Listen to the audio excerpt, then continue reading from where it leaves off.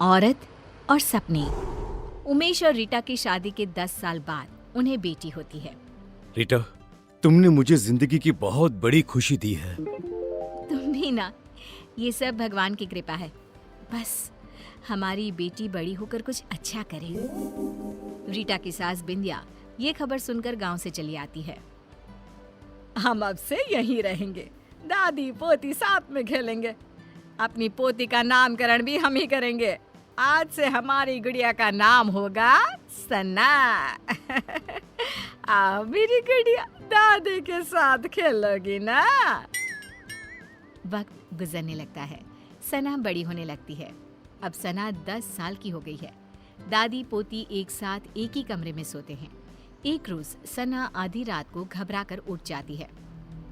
अरे क्या हुआ मेरी बच्ची, तू इतनी घबरा क्यों रही है?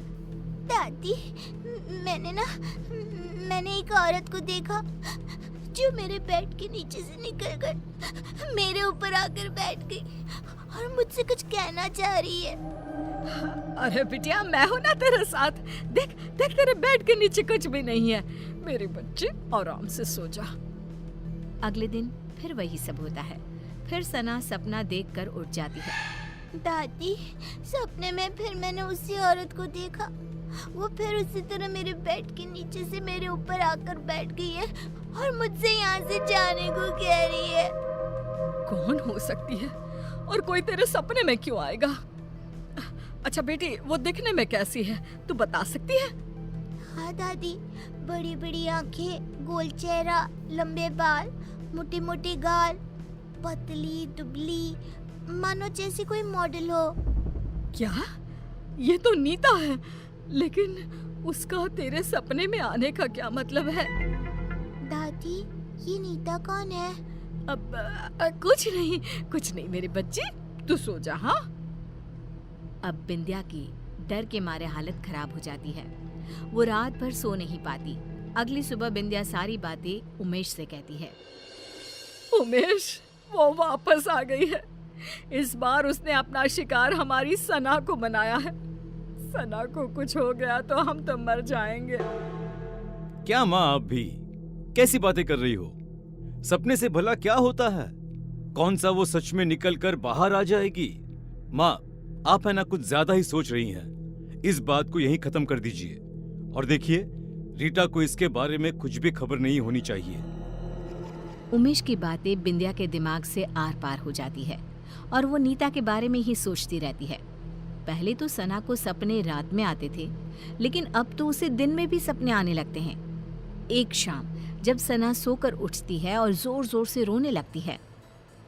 नहीं, मेरी मम्मी को कुछ मत करना, मैं वो सब करूंगी जो तुम कहोगी। क्या हुआ मेरी बच्ची, तू रो क्यों रही है? मम्मा वो आपको मार देगी। वो रोज रात को मेरे सपने में आती है, कभी मेरे बेड के नीचे तो कभी मेरी अलमीरा के पीछे छिपी रहती है। क्या बोल रही है बेटा, मुझे कुछ समझ में नहीं आ रहा। कौन आ जाती है और मुझे क्यों कुछ करेंगे? अम्मा, एक औरत मेरे सपने में आती है, मेरे बेड के नीचे से निकलकर मेरे ऊपर आकर बैठ जाती है और कहती है ये उसका घर है, वो आपको मार देगी क्योंकि आपने उसकी जगह छीन ली है इस घर में। बेटा, ऐसा कुछ नहीं है और सपने ना सच नहीं होते। आपकी मम्मा को कोई नहीं मार सकता। रिया सना को तो शांत कर देती है, लेकिन उसके दिमाग में ये सब चलने लगता है और वो अपनी सास को ये सब बताती है। ये सब मुझे पता है रीटा। तब तो आपको ये भी पता होगा कि वो औरत कौन है जो सना के सपने में रोज आती है, और आपने मुझसे ये सब क्यों छुपाया? हमें कुछ नहीं पता बहू, हमें तो लगा कि तुझे चिंता हो जाएगी, इसीलिए हमने तुझे नहीं बताया। सपनों का हकीकत का क्या मेल? नहीं मम्मी जी, इस सपने का कोई ना कोई मतलब जरूर है। अगली सुबह रीटा और बिंदिया किसी पंडित को अपने घर बुलाते हैं और सना को झाड़ा दिलवाती हैं और उसे सारी बात बताती है। उस औरत की आत्मा भटक रही है और कहीं ना कहीं उस औरत का इस घर से कोई ना कोई संबंध जरूर है। सना बिटिया को ही इसका तोड़ निकालना होगा और उससे पूछना होगा वो क्यों आई है और वो क्या चाहती है। रीटा सना को समझाती है कि उसे उस औरत से सब कुछ पूछना होगा। जब सब सो जाते हैं और सना को सपने दिखने शुरू हो जाते हैं, तब वो देखती है कि अलमीरा के पीछे से वही औरत झांक रही है और पंखे के ऊपर आकर बैठ गई है और वो सना को दिख रही है। सना उठकर बैठ जाती है। तभी वो औरत उसका गला दबाने लगती है और कहती है, बोला था ना, निकल जाओ इस घर से, ये घर मेरा है, नहीं गई तो दोनों माँ बेटी मरोगे मेरे हाथ से। कौन हो तुम? मुझसे और मेरी मम्मा से तुम्हारी क्या दुश्मनी है? इतने में ही सना डर से उठ जाती है और रोने लगती है। रीटा और बिंदिया उसके पास बैठी होती हैं। बेटा, तूने उससे पूछा या नहीं? इतने में ही उन लोगों को एक आवाज आती है, पूछा, लेकिन जवाब सुने बिना उठ गई, इसीलिए मुझे यहीं आना पड़ा। जोरों की हवा चलने लगती है, कमरे का सारा सामान गिरने लगता है और एक औरत सबके सामने आकर खड़ी हो जाती है। तुम कौन हो? बिंदिया, तू नहीं जानती मैं कौन हूँ? तू बताएगी इन लोगों को या मैं बताऊं? ये नीता है, एक मॉडल। उमेश और नीता एक दूसरे से प्यार करते थे और शादी करना चाहते थे, लेकिन हमने इन दोनों की शादी नहीं होने दी।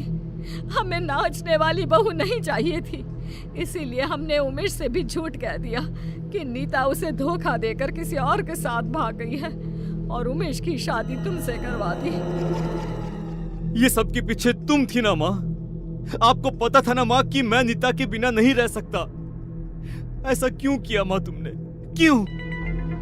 मुझे लगा उमेश ने मुझे धोखा दिया है, इसलिए मैंने अपनी जान दे दी और अब उसकी बेटी के सपने में आकर रीटा और सना को इस घर से निकलवाना चाहती थी, ताकि उमेश को ये एहसास हो सके कि किसी अपने का दूर जाना कैसा होता है।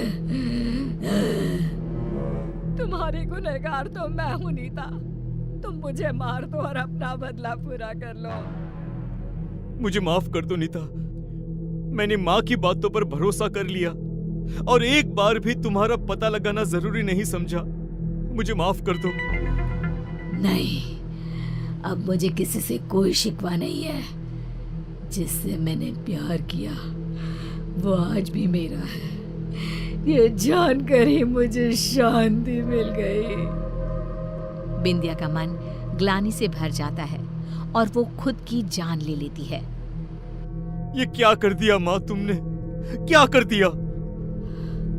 एक बेकसूर की जिंदगी खत्म कर दी मैंने। अब मुझे जीने का कोई हक नहीं बचा। हमें माफ कर देना नीता। बिंदिया की मौत हो जाती है और नीता की आत्मा को शांति मिल जाती है। उमेश नीता को अपनी पहली पत्नी का दर्जा देकर उसकी तस्वीर अपने घर में लगवा देता है और सना और रीटा के साथ खुशी खुशी जीने लगता है।